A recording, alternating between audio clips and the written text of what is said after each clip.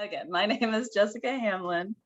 I am the Executive Director of Shumla Archaeological Research and Education Center.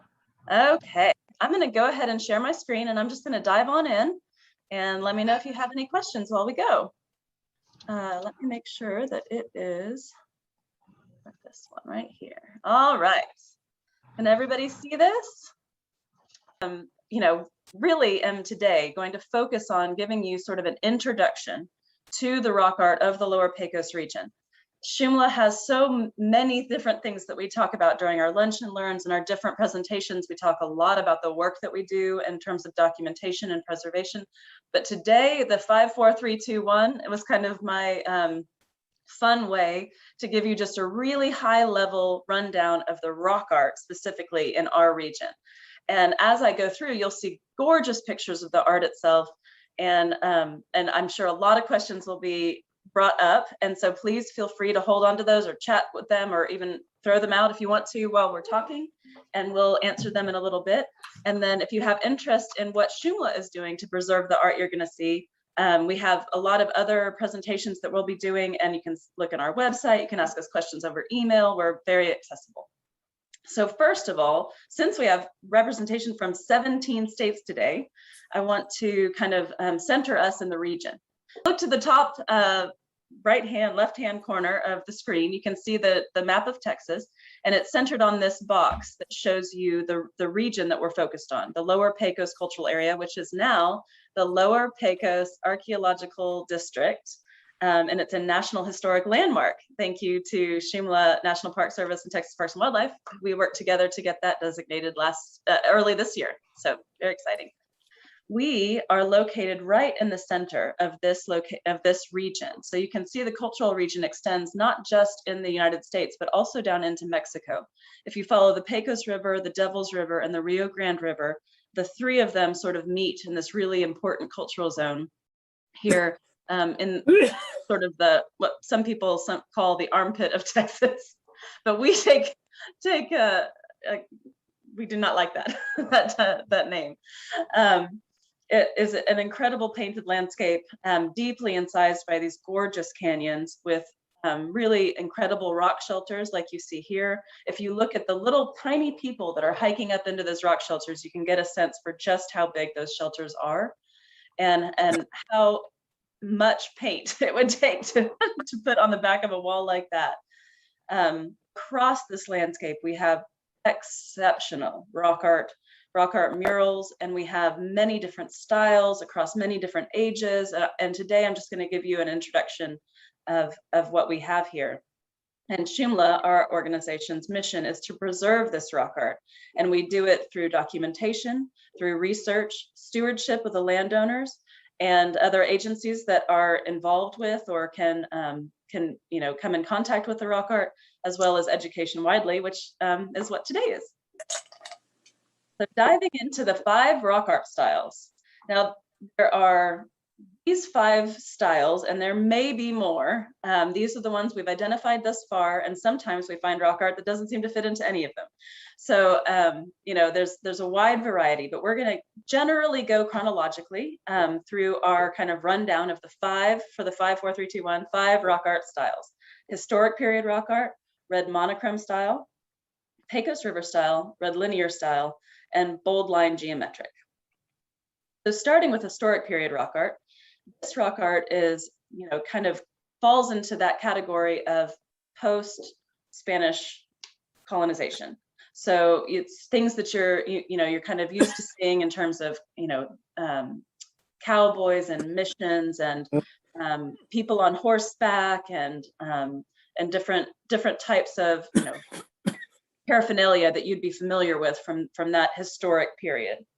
So here you can see Emil is here looking at a rock art panel at Vaquero Shelter, which I'm going to zoom in on a little bit right here. You can see, if you look in the center there, kind of a big red blotch that has a point and looks like it has a cross at the top, possibly a mission or a church. To the left of that, you have some people on horseback, and to the right of it, you have a very interesting figure who has what we have discovered is a very typical Spanish uniform kind of look, with these buttons and the epaulets on the coat and the hat with the rounded top. And we have here another one at Myers Springs site. You can see the rock art kind of back there on the back wall, and our team in front here. I'm going to focus in on this section for a second. And using decorrelation stretch, which helps us to kind of pull out colors that might be difficult to see because of poor preservation or deterioration, you can see some really, for those of you in the Southwest, some almost common types of motifs that you might be used to seeing. Over on the left side, we have what looks like a sunburst or possibly a shield. On the right side, a big bird figure. If we go back to that full wall, I'm going to now focus in on this area, and you can see up at the top there a line of dancing, what seems to be dancing figures. And if you look right to the, I'm sorry that my cursor is not working on this view.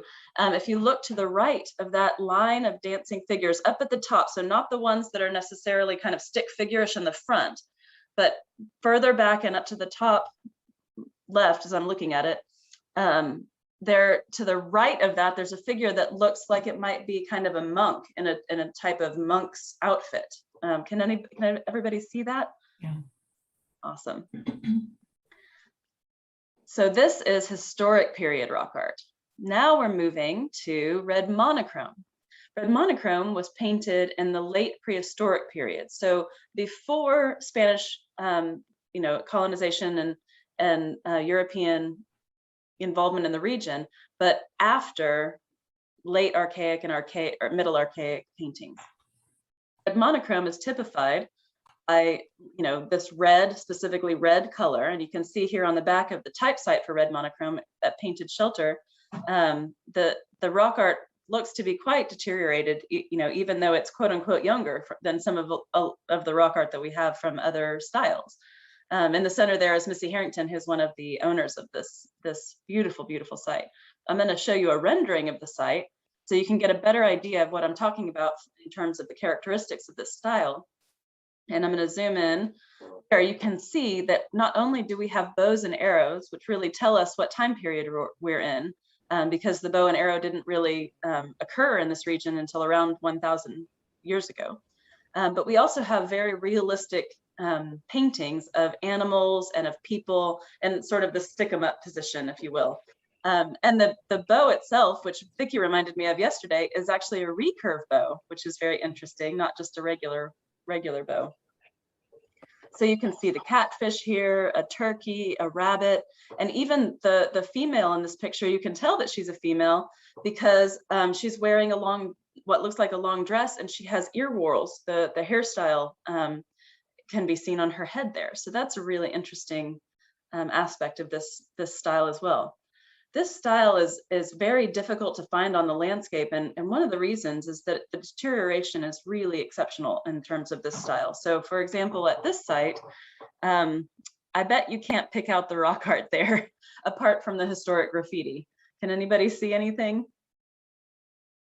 If I put de-stretch over it, you can just barely see under that A, that B, and that C. Can you see those figures in that stick 'em up position?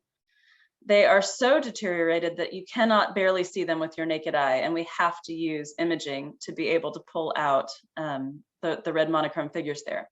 So though they don't seem to be widespread across the landscape, that could be a preservation bias. So we're continuing to look for more sites like this. Now we move to Pecos River style. Pecos River style is the most consistent and widely found across the entire region. It dates from the middle and the late archaic period, and it is very complex and highly compositional in its in the painting of it. So as you look at different images, I'm going to focus here on Rattlesnake Canyon mural, and you can see just how complex and how multicolored, multifaceted this site is and this art is. I'm going to focus in on this figure. Give you a little bit better view. So can you see the figure with arms outstretched and up, kind of pointing upwards, and a head with what looks sort of to be rabbit ears or some kind of feather headdress. It's connected to another figure, a black figure with a wavy center style by a crenellated line. Can you see this? And the wavy sort of, or the black figure is within a wavy line that is infilled with white paint and black wavy lines. It's very complex. Beneath the red figure, usually I'm using my cursor to point these things out, but you can't see it. The figure with the red top and the white center, and then a smaller black center style, has a crenellated arch coming over it, all in black. And below that, if you look all the way to the bottom, you can see a panther with its tail completely curled over its body, and lots of hair coming off of its tail, and its legs and face is kind of a panther style face. So it's very complex and very interwoven in the way that these sites are painted. Now, if you take this figure and look at this image, can you see that figure in the center, just to get an idea of how big it is? It's right here. And if we keep our eyes on that figure and we show you the entire mural, there is that figure right there. So you can see that the scale of some of these Pecos River style murals is so exceptionally large. This at Rattlesnake Canyon is 105 feet wide, and really an incredible complex story that's being told here. Yes, and then I like to use this because it gives us a sense of the antiquity of these sites. When I say the late archaic, middle archaic, those of us who haven't studied Texas archaeology for many, many years might get a little confused about when that means, but this was painted before Rome was founded. So this is a pretty incredible cultural resource we've got here, right here in Texas. There we are at Rattlesnake Canyon when we were doing our survey project, the Alexandria project, over the course of the 2017 to 2020 4-year period. This was our 177th site that we were documenting. And I'm going to talk a little bit more about this project over the course, but when you see these images of us in these rock art sites with the signs that have the numbers, that tells you the number that the site was on our list of sites that we were surveying across the entire region. We reached 235 sites in total, which is an exceptionally large number. All right, now we move to red linear. Now, red linear has also been radiocarbon dated to a similar time frame, the late archaic and middle archaic, and might even have been older because we do find it painted beneath Pecos River style. It is typified by much smaller, in fact, in cases like the one you're looking at here, just centimeters wide and tall, much smaller, generally red, but can also be painted in black and yellow, figures of basically humans or animals, again, in a more realistic style than the very stylistic Pecos River style. If we look here, I'm going to focus, it's so hard to see red linear, particularly on presentations, but I'm going to focus right here first, and I'm going to pull that out. And then here is a bit of a rendering of this figure. So you can see, even though they're teeny tiny, they have very diagnostic things. He is holding a spear and an atlatl, and he has a phallus, which lets us know that this is a male. And this is something that's very typical of red linear. There's often a phallus for a male and then a kind of a circle for a female in that region of their body. If we go back to that original image, this is the red linear type site, and we focus in on these figures. If you look very closely, you can see kind of to the top and to the right, a figure of 3 people. And what we see here and believe that this is either a birthing scene. So the woman these figures have that circle in that area. So we believe that they're female figures. And she appears to be giving birth and being helped by some people flanking her, and others who are possibly dancing. It looks like some of them may have instruments, or just waiting for this to occur. They seem to be kneeling in some cases.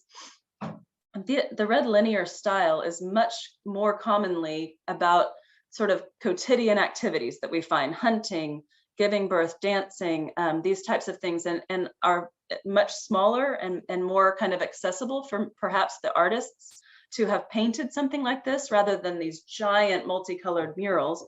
And so because they were painted around the same time, it's interesting to kind of think about the way that they might have been used differently. And I use this example sometimes where, you know, in a Catholic religion, if you, you know, would want to pray, for example, to Mary, and you have a small altar in your home, for example, and it might have a small a few candles and a small statue of Mary. And that is your specific place where you personally go and you have your own ritual or prayers or what have you. And then you go to a cathedral, for example, where there's a big statue of Mary and hundreds of candles, and many people come and experience, you know, some ritual or prayers or things there. So there may be differences. We are still working hard to learn more about the red linear style and how it you know, was utilized and why, you know, painted in comparison to its, you know, the Pecos River style. But we have lots to learn for sure. Now we're going to move on to the bold line geometric. Now, bold line geometric is not necessarily chronologically earlier than these others. We only have one radiocarbon date from this style, and some people think it might not even necessarily be a style on its own. It may have been something that was, again, used differently, but painted by the same people. So, you know, there's a lot of question about whether bold line geometric is its own style, was painted, you know, by the same people, all these things, so much to learn. Major job security for Shumla as we continue to go through all of these various sites and just make discoveries and want to learn more about the differences and the similarities and the uses of this incredible art.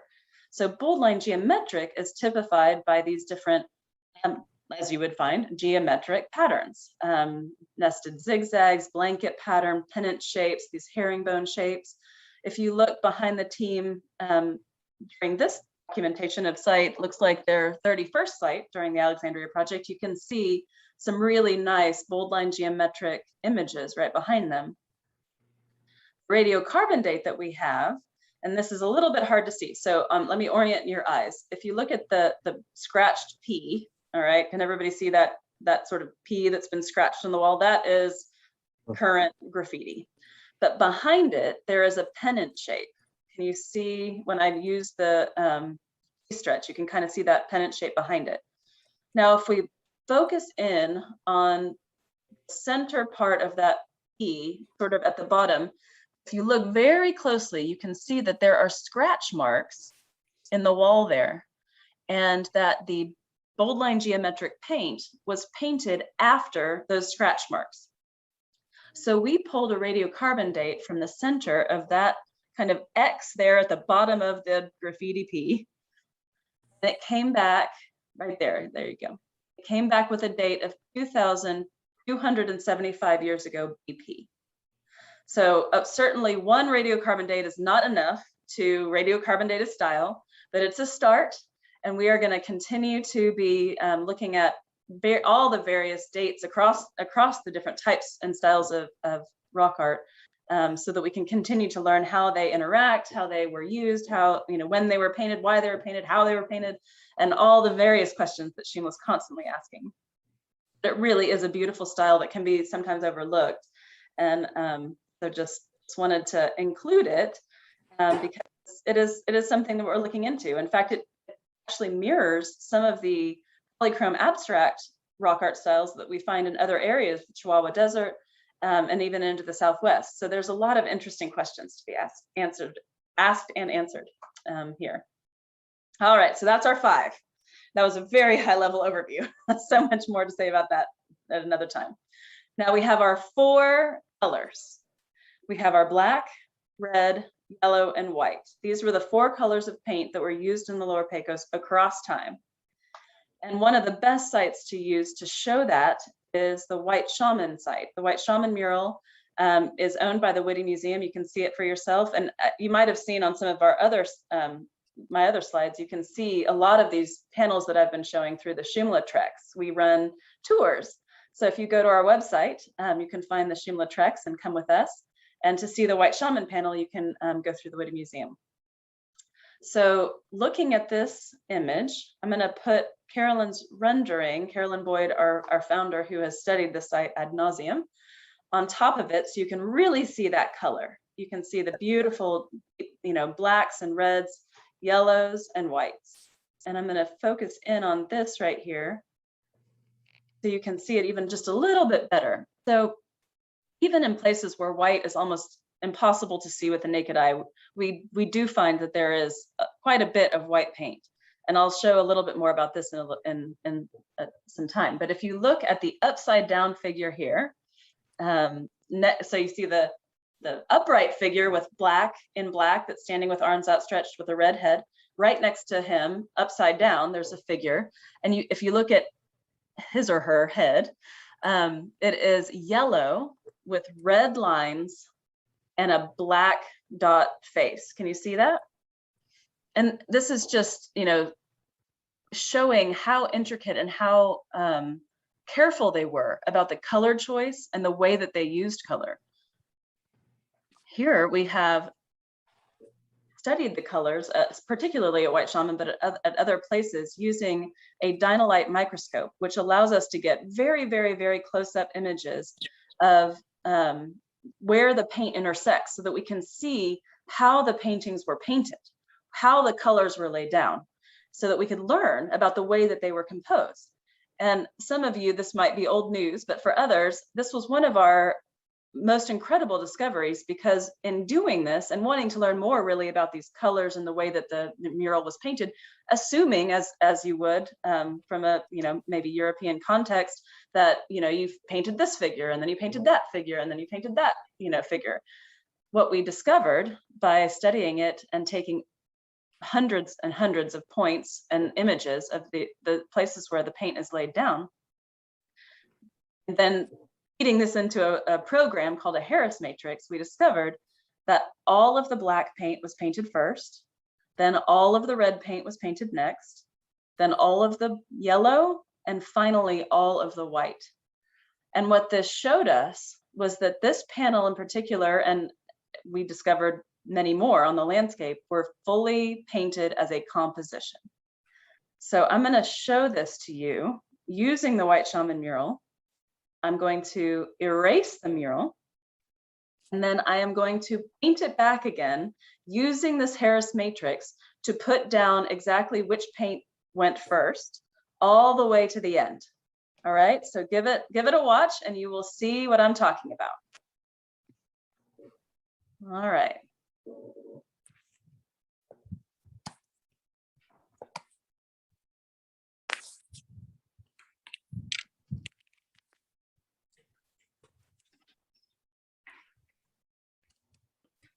Here comes the yellow.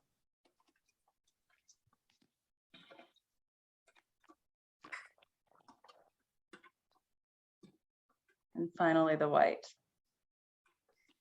Now, isn't that incredible? To have had this composition so much in mind and been so prepared with exactly what needed to go where. And this isn't even beginning to talk about the solar, astral, and lunar alignments that are visible on this amazing mural. They would have had to return to this site over and over again and make marks so that they knew where to put things, because there are alignments in very specific places on this panel, and it's really incredible. But at the beginning, you can imagine, and if I roll it back through again, it's basically a constellation of black dots to start. And this is so symbolic. And when you read Carolyn's book entitled The White Shaman Mural, and I have it later in the presentation so that you can write it down. We also sell it on the Shumla website. She explains so much about the process of painting was almost as important as the painting itself, because of the way that it imbued life into these figures and into this ritual that's being depicted here. It's truly incredible. This is text or a codex, very much like later Mesoamerican and pre-Columbian codices that we've come to know and really get excited about. And this is one of the reasons why here at Shumla we call these rock art panels books, because if it was painted as a composition, it was intended to communicate ideas. And Carolyn has been working very hard to figure out, what were those ideas? What were those belief systems? What were those rituals that were being communicated? And we are continuing to expand study in that. And Carolyn now works at the Texas State University as an endowed professor, so that she can continue to go down this path. Because when we took that Dynalite microscope to this site, remember this one, how enormous it is? It still followed the rule. Can you imagine how much work and thought went into creating this mural? Just how much paint had to be produced, how many resources had to be gathered to create that paint, create the scaffolding, create the brushes, have the plan, have the idea, do the study to know where the alignments would need to be. I mean, it truly, truly is mind-blowing. All right, that was our 4. Now we're moving on to our 3. This is our 3 figure types that we focus on at Shumla. We focus on the anthropomorphic figures, the zoomorphic figures, and the enigmatic figures. So first with anthropomorphs, these are human-like figures. So anything that has enough attributes to look human in the way that it is, painted, is considered an anthropomorph. And we use these 3 designations particularly, not necessarily because we're saying what they are or what they aren't, but so that we can find the patterns and scientifically have an understanding between us as scientists what we're talking about. So in these images, this on the left from Panther Cave, on the right from Halo Shelter, the picture, even though they're side by side, the Panther Cave picture is many meters tall, and the Halo Shelter picture is much smaller in size. So they vary in size and different types and range, but both of these figures, as you can see, have 2 legs, standing, full frontal, looking ahead with 2 arms and a head. So these are considered anthropomorphic figures. When we look at zoomorphic figures, oh, sorry, I forgot, I have an example. This is one of my favorite anthropomorphic figures, because this was my first site to ever see in the Lower Pecos in 1997, when I had no idea what I was getting into. I was brought by Carolyn to Cedar Springs Shelter, and this was the face that welcomed me. This guy in the center is Big Scary Guy. That's how I named him then. That's not what he named himself. But his head is actually not attached to his body, but he has 2 arms, 2 legs, and a head. So he is an anthropomorphic figure with many other attributes that define him. And here again in this picture, you can see this is 146th site that we visited through the Alexandria Project. And there we have a bunch of our interns and scholars with us there, so that's fun. Zoomorphic figures are figures that resemble animals, and they have animal attributes. So with this panther on the left side from Panther Cave, you can see the panther head and face with the ears, the teeth, the paws, the claws, the tail that goes over its body. With the deer on the right side, you can see the antlers, the way that the legs are pointing, very anthropomorphic in look. I mean, sorry, zoomorphic in look. So zoomorphs, like this one from yesterday's trek, Vicky is probably laughing at me right now because I took this picture of her. This panther, hopefully now you can see where it's coming from. You can see this zoomorphic figure at Fate Bell Annex.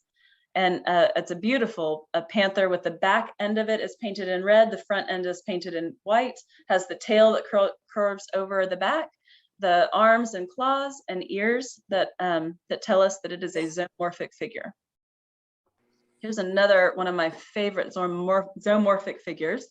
At the bottom of this shelter, you can see a long sinuous line, and it ends in a pair of antlers on the left side. Can you see that?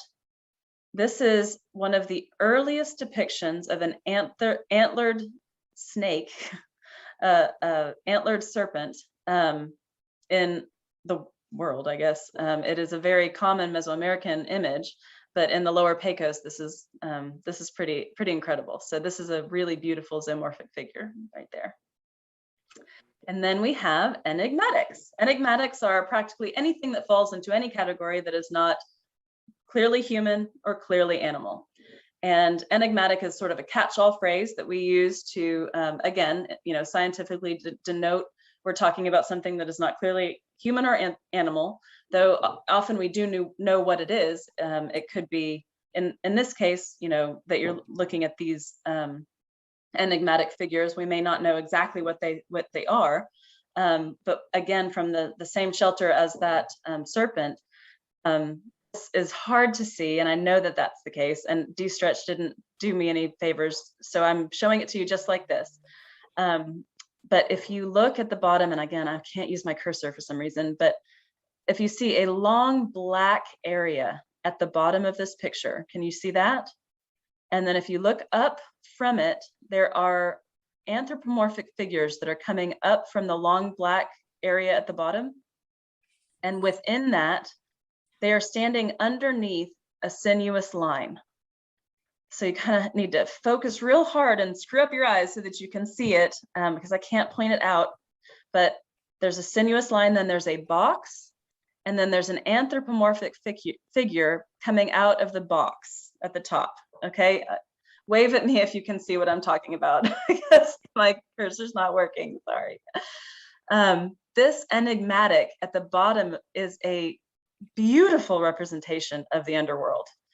And, so we have an idea. You can see the black dots within it that represent stars, and the portal or the box at the top with an anthropomorph coming either out of it or into it. It's a really incredible representation. So you can kind of see the way that anthropomorphic figure mixed with enigmatic can tell us something about a motif. And by being able to kind of utilize these terms, we can help ourselves to focus in on the kind of research that we're doing. And then there are some that just fall into every category. And this one is one of my favorites as well. This is from Jackrabbit Shelter. And as you can see, this is a lovely painted jackrabbit head at the top of a long enigmatic line with dashes on it. And it's just such a fun figure. I just had to show it. All right, so now I'm going to move into, let me check myself for time. Oh, okay, so much to talk about. I'm going to focus on two really incredible motifs. So we've done our 5, our 4, our 3, and now our 2. I'm going to focus on the motif of speech breath and the motif of antlered anthropomorphs. Now we have across the Lower Pecos region hundreds of motifs that we see repeated over and over and over and over again in the rock art.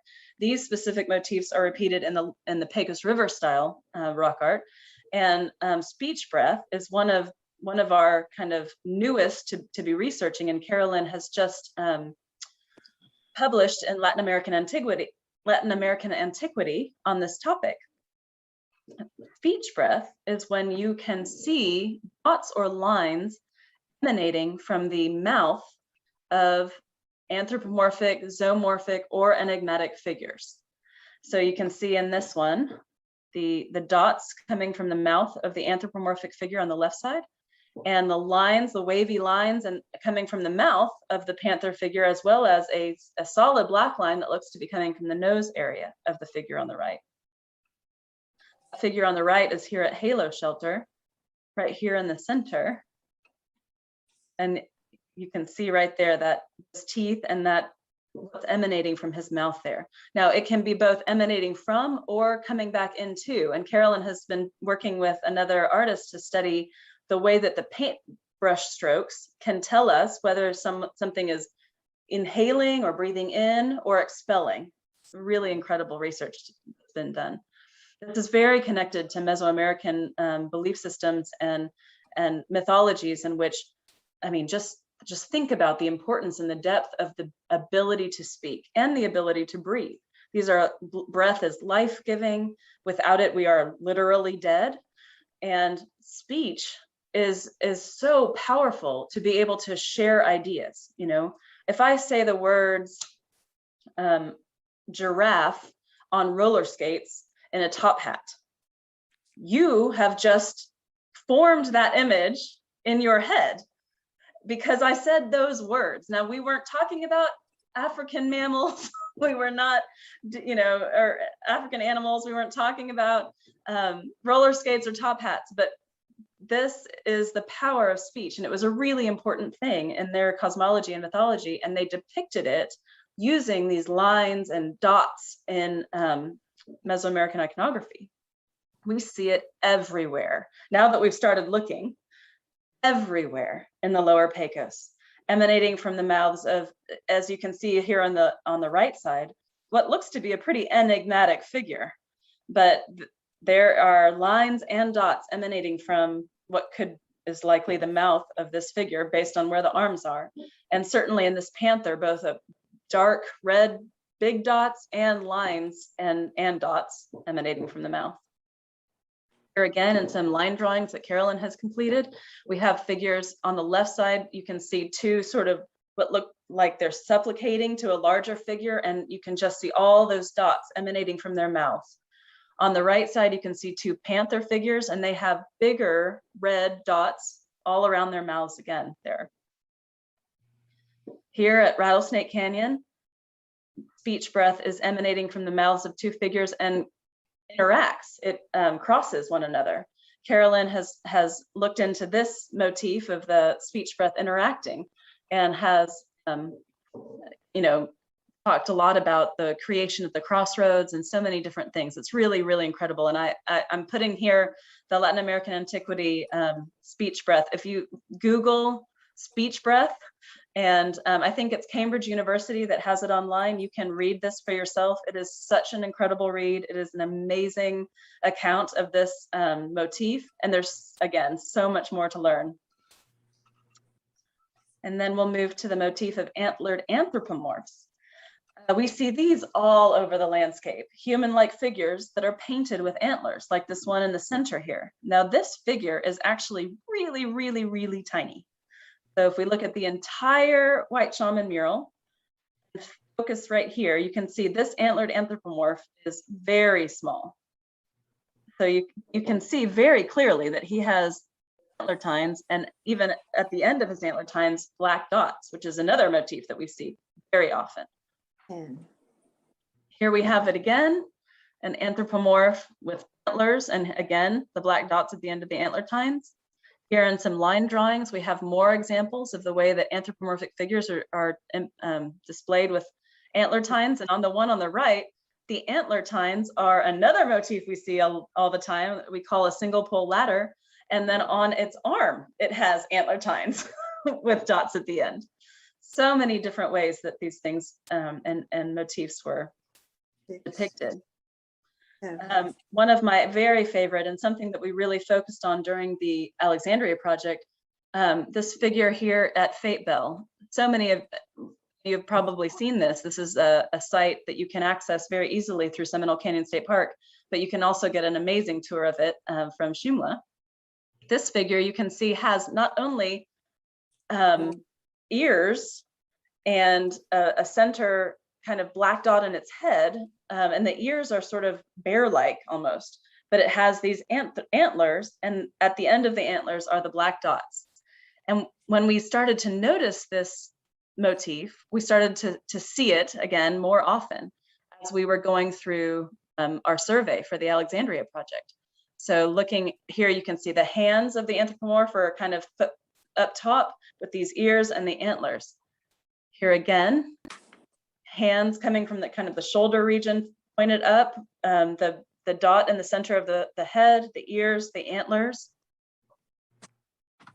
Oh, that makes it easier to see. Here again, side by side, you can see we've got, and this is also a winged anthropomorph. I didn't even focus on the wings, focusing on the antlers. There's so many things going on here. This one even has speech breath. So this has wings, hands at the shoulders, the dot in the center of the face, the ears, the antlers, and even a mouth that faces up and speech breath coming from it. So complex. Now, I bet you can't see what I'm about to show you here. This was a site that when we got to it, everybody was exhausted and really considered just walking away, but we ought to look and see if there's any paint here. And we saw that there was some paint here. So we did our survey work just like we normally do and got back to the lab, put all of our de-stretch stuff together, and look what we found. Another one of these figures. So this is a really, really incredible motif that we are going to have to look into further, because this deity or ancestor or whomever it is, whatever they stand for, you know, clearly was important to be painted all across the landscape like this. If you want to learn more about these motifs and this, the White Shaman mural is just an incredible book. It's scientific, but it is not hard to read. It is very fascinating, well worth the read. And we sell it at Shumla, so if you would like to order it from us, please feel free. We charge the exact same as Amazon, and we will send it to you, and are happy to do it. Now that was the fastest rundown of rock art of the Lower Pecos I think anyone's ever done. And I really wanted to give a high-level overview, and I have done that, but it is hard because there's so much to say. So I don't know how much time. Oh, good, we have 15 minutes. So I'm going to turn off my my share screen. Please feel free to reach out to us. Look at our website. Donate if you are interested in helping us to do the work we're doing. And let me stop my screen sharing, and we can get to the question and answers. Are these types of petroglyphs found anywhere else on the Southwest? So what we have primarily are pictographs, so paint put on the wall rather than stone etched off the wall. We do have some petroglyphs in the Lower Pecos, but by far many, many more paintings. Our specific types of pictographs are not the same, or not certainly yet directly connected to later Southwestern style rock art, but we definitely hope that people will come and study the ways that they might have been connected, particularly later in time, although really over all of the span of time would be wonderful. But they, they're not, the motifs have not yet been directly connected in terms of the way that trade routes might have been running or things like that. So there's lots and lots and lots to learn. But there are tons of petroglyphs and pictographs across the Southwest. So though this style is not found there, there are many, many, many styles in the Southwest. Thank you for that, Alex. And then we have Bob Mark. Are the codex pages painted one color at a time? That is a great question, and I want to know the answer to it. So we will have to ask because that would be so incredible. And I know there's people who know. So I'm going to write that one down, and we are going to ask the people who know, because that would be really, really cool. What we have discovered about the codices and the rock art is that the rock art is painted with mineral pigments, even though they had access to environmental type or plant type pigments. Whereas the codices, in some cases, they had different motifs painted with, say, cochineal, for example. And even though they were still using red on the same page, if it represented something from the underworld, they would paint it in a mineral red pigment. So they were making an effort and taking the time to make two different reds that looked exactly the same, but what they were made up with was different and had a different purpose. And I mean, everything carries meaning. That is, if you walk away with anything today, everything in the rock art carries meaning, and it is incredible. Ron Jansen, any plant imagery?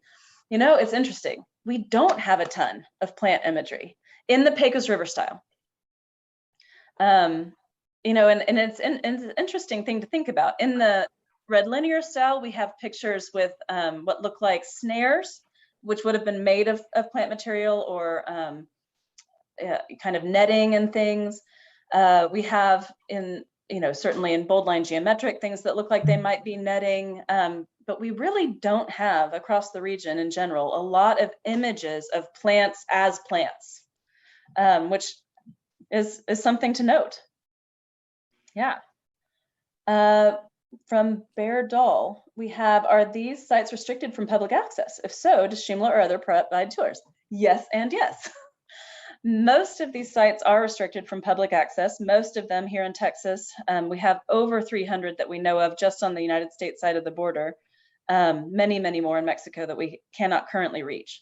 On the US side, primarily they are on private property.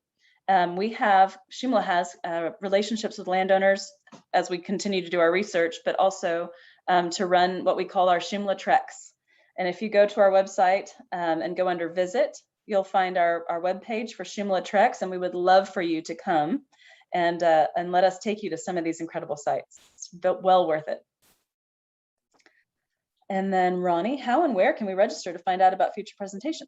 So I send out an e-newsletter once a month, and I tell about everything we've got going on. So the research that we're doing right now, the team is about to go out into the field to do some research at Halo Shelter. I talk about whether we're having a lunch and learn the next month and what the topic is, and you can register from there. Lots of different things. So if you want to sign up for our e-newsletter, you can go to our website and go ahead and do that. That'd be wonderful. We would love to have you sign up for that. I do not spam people, so you will receive one per month from me, and it is very specific to what we're up to and just incredible discoveries that we're making. So please do sign up for e-newsletters. We also have a very active Facebook social media presence, thanks to Veronica Hackett, who manages all that from our team. So if you look for us on Instagram and Facebook, type in Shumla Archaeological to find us. Sometimes it's hard to find us on Facebook because there's other Shumlas, which is strange, but all right. And Marilyn, there is information in the book Flower Worlds about the different sources of colors.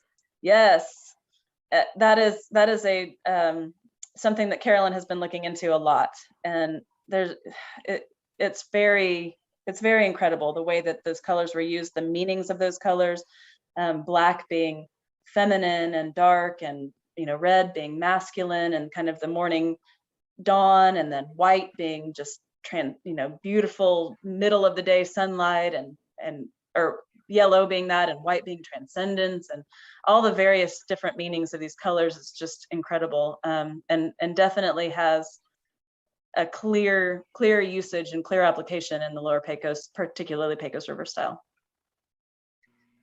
We have 4 more minutes. Any other questions for me? Jessica, there was one other question about, pardon me, about recording. An email will go out to everyone that's on this call following this. As soon as the recording is processed by Zoom, which takes a little bit, we'll send out an email to all of you so you can have a link to the recording and also a short survey. I promise it doesn't take very many minutes. So you can tell us a little bit more about what you thought about this presentation and about how you found Shumla. So thanks. Absolutely. I appreciate y'all spending your lunch hour with me. It is always fun for me to talk about rock art and hard for me to stop.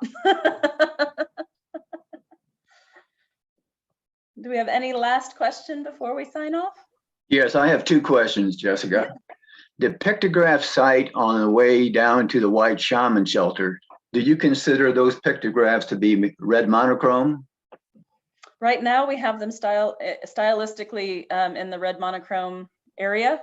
I think some radiocarbon dating will help us with that, and just having researchers. I mean, one of the things we're doing right now is trying to curate the Alexandria Project database. We really need people to get excited about researching the rock art of the Lower Pecos, and we have so many questions and not enough people to answer them. And if someone who wants to come in and study that bold line geometric and that red monochrome and see if there's any connection there, or connection with the red linear and bold line, dating and looking at motifs and looking at patterns and the way that paint was applied and such, we can really hone in on when those images were painted. But right now, from what we know, based on our experience, we call it red monochrome.